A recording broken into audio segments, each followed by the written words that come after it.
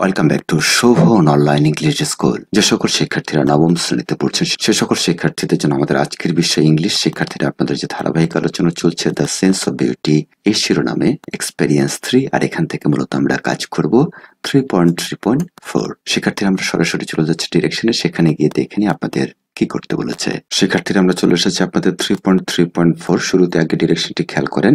Read the text the sense of beauty balancing our inner and outer focus again, and in pairs of groups discuss the answers of the following questions given below। এখানে যে বিষয়টি বলছে the sense of beauty এই শিরোনামে আমরা যে সৌন্দর্যবোধ আমাদের ভেতর এবং বাহিরের চিন্তাকে সমন্বয় করে এই শিরোনামে যে লেখাটি আমরা পড়েছিলাম সে পড়াটি আবার পড়তে হবে এবং নিচে আপনাদের কিছু প্রশ্ন দেওয়া হয়েছে, সেই প্রশ্নগুলোর উত্তর নিয়ে কাজ করতে হবে। Finally share your answers with the class, এবং সর্বশেষে তোমার উত্তরগুলো শ্রেণীতে শেয়ার করতে হবে। শিক্ষার্থীরা মূলত এটা আপনারা জড়াও করতে পারেন বা গ্রুপে করতে পারেন। যদি জড়াই করেন তাহলে কনভারসেশনের মতো করে করবেন, অথবা গ্রুপে করলেও কনভারসেশনের মতো করবেন। সেক্ষেত্রে সর্বোপরি বিষয়টা হচ্ছে আপনাদের কিন্তু এই প্রশ্নগুলোর উত্তরগুলো জানতে হবে। সেই উত্তরগুলো কিভাবে কত সুন্দরভাবে করা যায় আমরা সেটা অ্যান্সার কিন্তু অ্যাক্টিভিটিতে গিয়ে আলোচনা করব। চলুন আমরা এ পর্যায়ে সরাসরি এখানে প্রশ্নগুলো আলোচনা না করে চলে যাই অ্যান্সার কিন্তু অ্যাক্টিভিটিতে। শিক্ষার্থীরা আমরা চলে এসেছি আপনাদের দ্য সেন্স অফ বিউটি সৌন্দর্যের অনুভূতি শিরোনামে যে আমাদের অধ্যায়টি চলছে সেটি হচ্ছে অ্যান্সার কি টু অ্যাক্টিভিটি 3.3.4 নিয়ে আজকে আমরা কাজ করব। এই 4 এর যে সরাসরি প্রশ্নগুলো ছিল সে প্রশ্নগুলো এবং তার উত্তর কত সহজে লেখা যায় সে বিষয়টা নিয়ে আলোচনা করব। চলুন শুরু করি। আর এই বিষয়টি যখন আপনাদের জড়ায় কাজ দেওয়া হবে বা দলে কাজ দেওয়া হবে তখন কিন্তু এটি ডায়ালগের মতো করে কনভারসেশন করবেন। শুরুতে শিক্ষার্থীরা একে অপরকে হাই হ্যালো বলতে পারেন। Do you read the text? আপনি কি এই প্যাসেজটি পড়েছেন? Yes I read the text, আমি পড়েছি। তারপরে প্রশ্নগুলো পর্যায়ক্রমে আপনি পাল্টাপাল্টি করে করবেন, সেক্ষেত্রে অ্যান্সার গুলো শেয়ার করবেন। এটাই হচ্ছে আপনাদের দলে বা জড়ায় যদি করতে চান এভাবে করতে পারেন। খেয়াল করেন 1 নম্বর যে প্রশ্নটি আপনাদের ছিল সেটি হচ্ছে have you found the writer's claim oblique point of view in the essay. এখন যে বিষয়টি আপনাদের বলা হচ্ছে এই জায়গায়, তুমি কি প্রবন্ধে লেখকের দাবি বা দৃষ্টিকোণকে খুঁজে পেয়েছো? নিঃসন্দেহে একজন রাইটার যখন কোনো কিছু লেখে তখন কিন্তু তার অবশ্যই একটি দৃষ্টিকোণ থাকে বা ভিউ অফ পয়েন্ট থাকে, পয়েন্ট অফ ভিউ থাকে, সেটা কিন্তু অবশ্যই থাকবে। তাছাড়া কিন্তু লেখা কখনোই পরিস্ফুটভাবে ফুটে উঠবে না। সেক্ষেত্রে আমরা অ্যান্সারটি যেভাবে লিখতে পারি, yes the writer's claim is clearly presented throughout the essay. আমরা যেটা বলতে পারি হ্যাঁ লেখকের দাবিটি প্রবন্ধ জুড়ে স্পষ্টভাবে উপস্থাপনা করা হয়েছে। এরপরে আমরা বি নাম্বার প্রশ্নে চলে যাব। Where have you found it? তুমি এটা কোথায় খুঁজে পেয়েছো?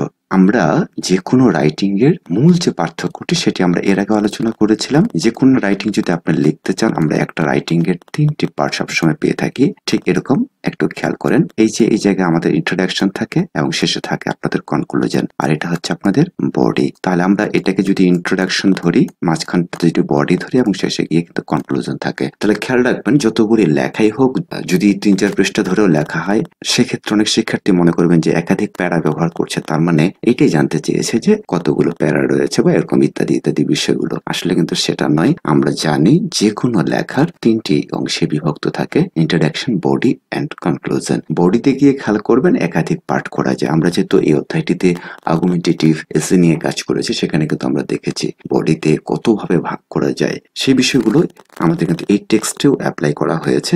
এর জন্য আপনারা কখনোই ঘাবড়াবেন না। অনেকেই বলবেন যে 5টি প্যারা রয়েছে এখানে, তার মানে 5টি প্যারাগ্রাফ রয়েছে। আসলে কিন্তু সেটা নয়। এখন যে বিষয়টি আপনাদের বলছি সেটি হচ্ছে বি এবং সি নাম্বার উভয়ের ক্ষেত্রে প্রযোজ্য।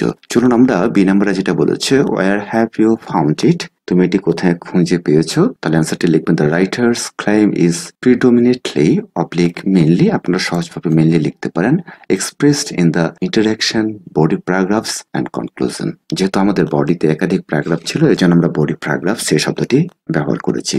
এক্ষেত্রে বি নম্বরে আমাদের যে মিনিংটি দাঁড়ালো সেটি হচ্ছে লেখকের দাবি প্রধানত ভূমিকা, মূল অনুচ্ছেদ এবং উপসংহারে প্রকাশ করা হয়েছে। এটা সব রাইটারের ক্ষেত্রে, সব লেখনের ক্ষেত্রে, আপনি নিজেও যদি কোনো কিছু লিখেন সেক্ষেত্রে এটি কমন অ্যান্সার হবে। আর আপনারা বিভ্রান্ত হবেন না।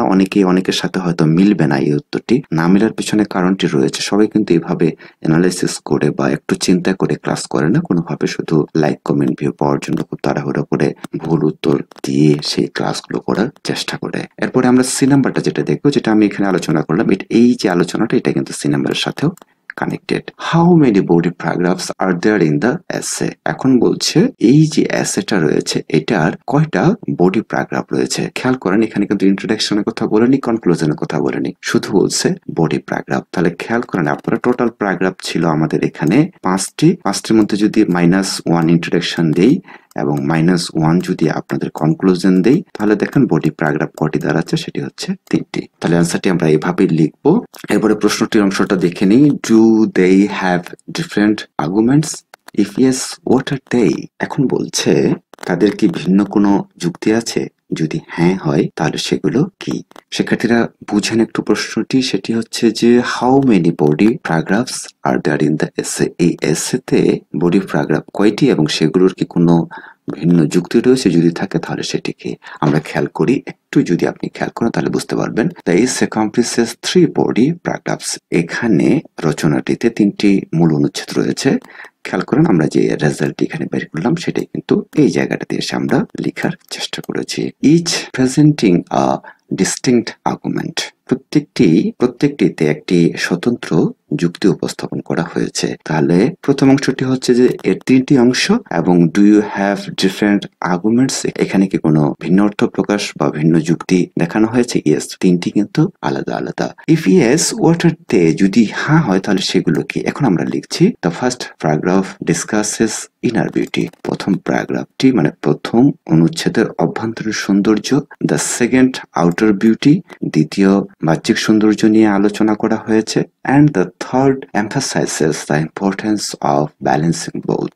এবং তৃতীয়টি উভয়ের ভারসাম্য রক্ষার গুরুত্বের উপর জোর দিয়েছে। খেয়াল করেন আপনারা যারা টেক্সটটি ভালো করে বুঝেছেন তারা বুঝতে পারবেন। প্রথমে শুধু একটি আলোচনা শুরু করেছে ইন্ট্রোডাকশনে, তারপরে গিয়ে কিন্তু প্রথমেই যে প্যারাটি ছিল সেখানে মূলত আলোচনা করা হয়েছিল ইনার বিউটি, দ্বিতীয়টিতে আলোচনা করা হয়েছিল আউটার বিউটি, অ্যান্ড ফাইনালি গিয়ে এই দুইটাকে কিভাবে সমন্বয় করে ব্যালেন্স করে আমরা পৃথিবীটাকে আরো সুন্দর করতে পারি বা বসবাসের আবাসস্থলটাকে আমাদের অস্তিত্বটাকে কত সুন্দর করতে পারি সেই বিষয়টি ছিল। এই জন্য আমরা এভাবে লিখেছি। এরপরে আসেন D number. Are the interaction and the conclusion focused on the main point of the essay। এখন যে বিষয়টি আপনাদের বলা হচ্ছে ডি নাম্বারে, ভূমিকা এবং উপসংহার কি প্রবন্ধের মূল পয়েন্টের উপর জোর দেয়? ভূমিকা এবং উপসংহার বাদ দিয়ে কিন্তু আমরা আরো 3টি বডি পেয়েছি।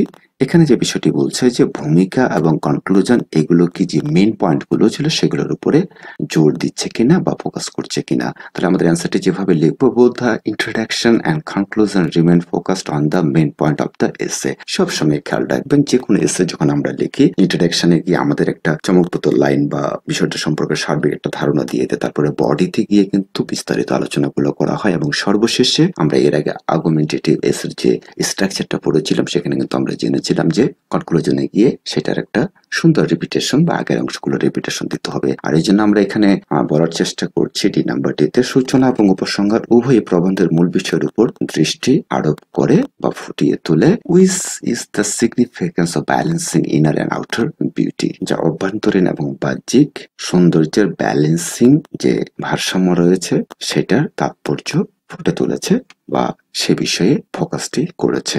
আমরা এই নাম্বার প্রশ্নে চলে যাচ্ছি। এর পরবর্তীতে আশা রেখে শিক্ষার্থীরা বুঝতে পারছেন। আমি আপনাদের আরেকটি বিষয় নিশ্চিত করতে চাই, আপনারা অনেক ক্লাস দেখে হয়তো একটু বিভ্রান্ত হবেন। বিভ্রান্ত হওয়ার কিছু নেই। মনে রাখবেন আমি যে ক্লাসটি আপনাদের দিচ্ছি সেটি কিন্তু অনেক অথেন্টিক সোর্স থেকে তৈরি করে চিন্তা করে আপনাদের দিচ্ছি, যেটা কারোর সাথে হয়তো মিল খুঁজে পাবেন না। এর পরবর্তীতে আসেন এই number. Did the writer use any hook attention grabber in the essay? If yes what is it? এবং এই পর্যায়ে আপনাদের যে বিষয়টি বলা হচ্ছে এই নাম্বারে, লেখক কি প্রবন্ধে কোনো হুক বা মনোযোগ আকর্ষক ব্যবহার করেছেন? যদি হ্যাঁ হয় এটা কি?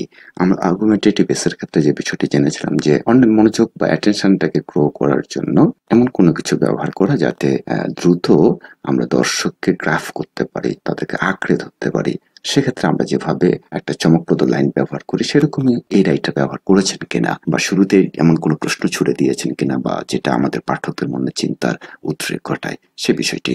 আমরা অ্যান্সারটি এভাবে লিখবো, yes the writer employs an attention grabbing technique in the introduction by discussing the transcend nature of beauty and its fundamental role in human existence। আমরা যে বিষয়টি বলার চেষ্টা করছি এই নাম্বারে, হ্যাঁ লেখক সৌন্দর্যের অতীন্দ্রিয় প্রাকৃতিক এবং মানুষের অস্তিত্বের মৌলিক ভূমিকা নিয়ে আলোচনা করে ভূমিকা একটি মনোযোগ আকর্ষণ করার কৌশল ব্যবহার করেছেন। শুরুতেই প্রথম লাইনটি খেয়াল করেন, ট্রান্সেন্ড যে শব্দটি ব্যবহার করেছিল, অতিক্রম করা। এখানে কিন্তু আপনাদের মনের মধ্যে একটা উদ্দীপনা বা আলোড়ন সৃষ্টি করেছিলেন, সেই বিষয়টিকে আমরা এখানে অ্যাটেনশন গ্রাবার হিসেবে উল্লেখ করছি। এর পরবর্তীতে আমরা এফ নাম্বারে চলে যাব।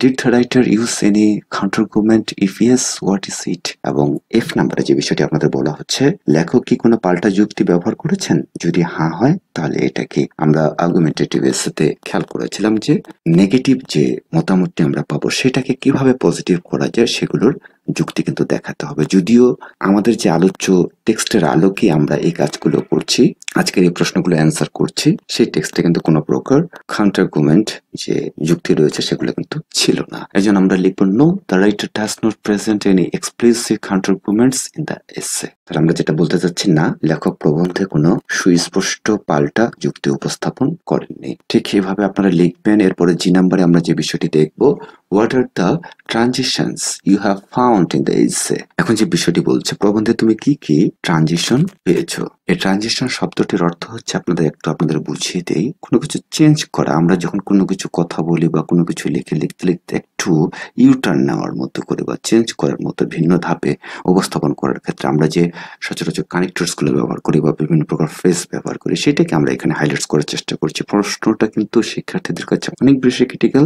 আপনাদের চিন্তাতে এই জিনিসগুলো আসবে না, একটু বুঝে নেন, দেখবেন ভালো লাগছে আপনাদের। ট্রানজিশন সাসেস, এই ট্রানজিশন গুলো কেমন? মূলত ট্রানজিশন শব্দটির অর্থ হচ্ছে এক স্থান বা অবস্থান হতে অন্য স্থানে বা অবস্থায় গমন করা বা যাওয়া।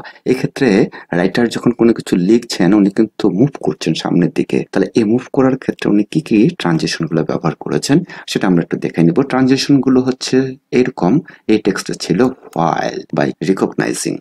while শব্দটির অর্থ যখন, বাই রিকগনাইজিং হচ্ছে আপনাদের স্বীকার করে, দ্য সেন্স অফ বিউটি এটা আমরা আগে জেনেছি, সৌন্দর্যের অনুভূতি, and as well navigate are use to smoothly guided the reader from one idea to the next and maintain coherence.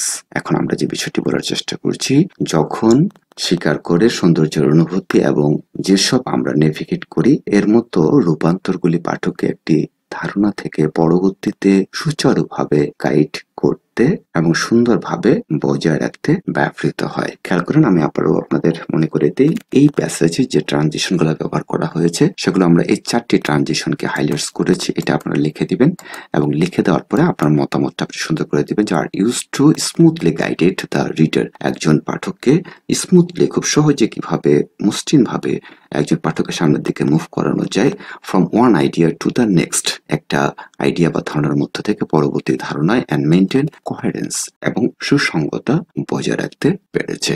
আমরা লাস্ট ওয়ান প্রশ্নে প্রবেশ করছি। এটা আমাদের একটু বড় হবে অ্যান্সারটি।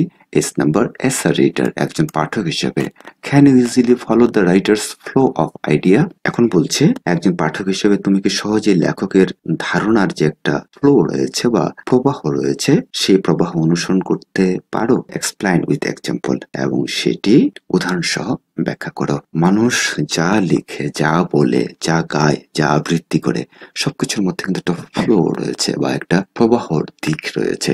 সে বিষয়টা কিন্তু আপনাদের বুঝতে হবে। যখন দেশকে নিয়ে কেউ কবিতা লেখে, তার ফ্লোটা হচ্ছে দেশের প্রতি ভালোবাসা। এই ক্ষেত্রে রাইটার যখন কোনো কিছু লিখেছেন এবং যে এসেটি লিখেছেন, সেক্ষেত্রে কিন্তু তার একটি ফ্লো রয়েছে, সেটি আমরা একটু জেনে নেওয়ার চেষ্টা করি। অ্যাজ আ রিডার, একজন পাঠক হিসাবে, it is easy to follow the flow of the writer's idea. এটা খুব সহজ ছিল একজন পাঠক হিসাবে লেখকের ধারণা প্রবাহ অনুসরণ করা সহজ। ফর ইনস্ট্যান্স, উদাহরণস্বরূপ, the progression from discussing inner beauty in the first paragraph to outer beauty in the second and finally emphasizing balance in the third demonstrates a clear and logical flow of idea। খেয়াল করেন, আমরা যে বিষয়টি নিয়ে বলার চেষ্টা করছি, এটা কিন্তু এর আগেও আলোচনা হয়েছে, সেটাই আমরা একটু এখানে সামারাইজিং করছি বা রিপিট করে নিয়ে আসছি, যাতে আরো সুন্দর করে ফুটে ওঠে। খেয়াল করেন, আমরা যে বিষয়টি বলার চেষ্টা করেছি, উদাহরণস্বরূপ, প্রথম অনুচ্ছেদে অভ্যন্তরীণ সৌন্দর্য নিয়ে কথা বলেছে, ইনার বিউটি, এবং দ্বিতীয় অনুচ্ছেদে ওই যে বডি প্যারাগ্রাফের 3টি পার্ট রয়েছে, সেটা নিয়ে আমরা কথা বলছি। এখন দ্বিতীয় যে প্যারাগ্রাফটি রয়েছে বা অনুচ্ছেদটি রয়েছে, সেখানে আলোচনা করেছে এবং বাহ্যিক সৌন্দর্যের দিকে অগ্রগতি লাভ করেছে, and finally emphasizing balancing the third, এবং অবশেষে তৃতীয়টিতে ভারসাম্যের উপর জোর দেয়। Demonstrates a clear and logical flow of idea, ধারণাগুলিকে একটি স্পষ্ট এবং যৌক্তিক প্রবাহ প্রদর্শন করে। শিক্ষার্থীরা ঠিক এভাবে লেখার চেষ্টা করবেন। আমি চেষ্টা করেছি আপনাদের সর্বোচ্চ সঠিক এবং অভিজ্ঞতা ভিত্তিক প্রশ্নগুলোর উত্তর করার জন্য। যারা শুরু থেকে শেষ পর্যন্ত ভিডিওটি সুন্দর করে দেখেছেন, আপনারা বুঝতে পেরেছেন কিনা সেটা কিন্তু অবশ্যই কমেন্ট সেকশনে জানাবেন। যদিও আমার বিশ্বাস যারা কেটে কেটে দেখেননি, কেটে না দেখার কারণে আপনারা কিন্তু বুঝতে পারবেন, আর যারা কেটে কেটে দেখেছেন তারা কিন্তু ভালো বুঝতে পারবেন না। সে সকল শিক্ষার্থী সহ সবাইয়েরই প্রতি শুভকামনা রইল। এই বিষয়গুলো একটু বুঝবেন, না বুঝলে কিন্তু পরবর্তীতে দশম শ্রেণীতে যখন উঠবেন তখন কিন্তু এর থেকে আরো ভারী ভারী কাজ আপনাদের করতে হবে। ভালো থাকবেন, সুস্থ থাকবেন, কথা হবে পরবর্তী ক্লাসে। ধন্যবাদ আপনাদের সবাইকে। আল্লাহ হাফেজ।